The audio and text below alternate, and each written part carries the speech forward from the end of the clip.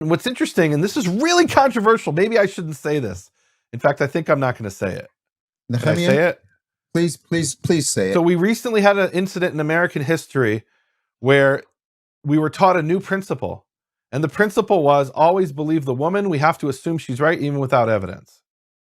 And the principle in the Tanakh is the woman, we have to assume she's lying to save herself. Mm-hmm. If a man is caught lying with the wife of another man, it's 22:22, we're backing up, both of them shall die. The man who lay with the woman as well as the woman, so you shall purge the evil from Israel. And then verse 23 is a new scenario. If there's a young woman, a virgin already engaged to be married, and a man meets her in the town and lies with her, you shall bring both of them to the gate of the town and stone them to death.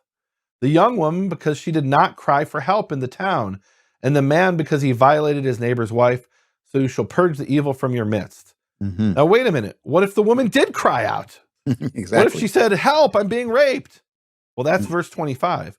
But if the man meets the engaged woman in the open country and the man seizes her and lies with her, then only the man who lay with her shall die. You shall do nothing to the young woman. The young woman has not committed an offense punishable by death, because this case is like that of someone who attacks and murders a neighbor. Let me read in the Hebrew. For as one who rises up, a man against his fellow, and murders him, nefesh, and murders his life, murders his soul, so is this matter. So what are we talking about? This is very controversial, guys, in this world in the 21st century, but this is what the Tanakh is saying. What it's saying is that, of course, the woman's going to say, I was raped, because if not, she'll be executed. And this is a case where they're caught having relations. And the scenario, again, is that she's engaged to another man. Right. Can I use the case of the Gospel of Matthew? She's engaged to Joseph, and she's caught having relations with a man who's not Joseph. If she is caught having relations with a man who's not Joseph, she is to be executed. Unless she can reasonably say, well, he raped me. And what we learn here, and this is a very profound statement in the Talmud, it says, Haba lelamed nimtza lamed. The one who came to teach, we found that we learned from it. What does that mean? We're in Deuteronomy 22:26, it's telling us that if a woman cries out in the city, well, everybody's going to hear her. And look, this doesn't apply to modern cities, right? This is the ancient city, which was a tiny village with 4 huts, right? Or 20 huts. And if somebody rapes a woman and she screams even slightly, everybody's going to hear it and come running. Out in the countryside, that's not the case. And in the modern city, that's not the case. So if the woman cries out, she's a victim. She's like a murder victim. Mm-hmm. So the second half of Deuteronomy 22:26 has come to teach us about rape victims, right? Saying a rape victim is like a murder victim, right? In other words, it's bringing this parallel, and we actually learn something profound here, that rape is a really serious crime in the Torah. Why would it say it's like murder? Because you could say, wait a minute, no, murder is worse than rape. So in the Torah, we have a commandment, and the commandment is talking about kidnapping. Exodus 21:16, he who steals a man and sells him, or he is found in his possession, he shall surely be put to death. Now, again, this is controversial. What Deuteronomy 22:26 is essentially telling us is, if a man grabs a woman and rapes her, that is tantamount to murder.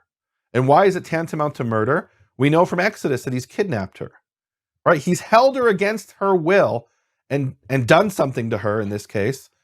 And it is equivalent in the eyes of the Torah to murder. Now, why do I say that the assumption is you don't trust the woman? Of course, the woman's going to say she's raped, because she'll be executed if she actually committed adultery.